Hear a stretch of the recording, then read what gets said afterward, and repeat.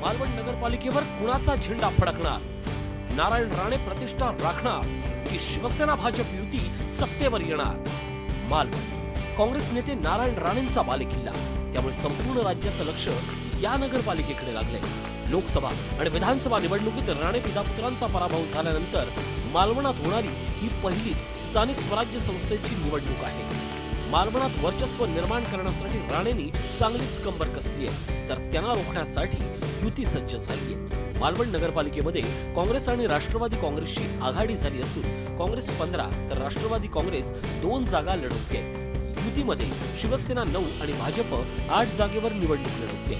1990 मध्ये नारायण राणेंनी पहिला विजय मिळवला. त्यानंतरच्या प्रत्येक निवडणुकीत मालवण वासियांनी त्यांच्या पदरात अगदी भरभरून मतं टाकली. मात्र अलीकडे मतदार राजा राणेंवर रुसल्याचं पाहायला मिळतंय.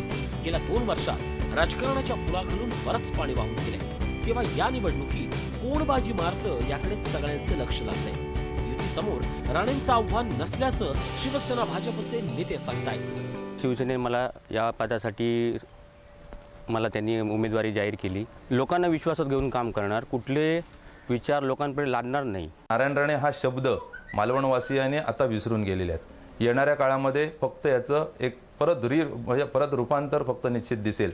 जो काही एक सन्मानजनक जनतेला अपेक्षित होतं की युती म्हणून सामोरं जावं या निवडणुकीला, आणि त्याच्यामुळे आम्हाला निश्चित यामध्ये सगळ्या जागेंवर यश मिळेल. त्यामुळे नारायण राणे ही स्पर्धाच आमच्यासाठी नाहीये. शिवसेना भाजप या दोन्ही पक्षांना निवडणुकीत बंडखोरीचा फटका बसलाय. सोबतच शिवसेना आमदार वैभव नाईकांची निष्क्रियता आपल्याच पथ्यावर पडेल असं काँग्रेस नेते सांगतायत.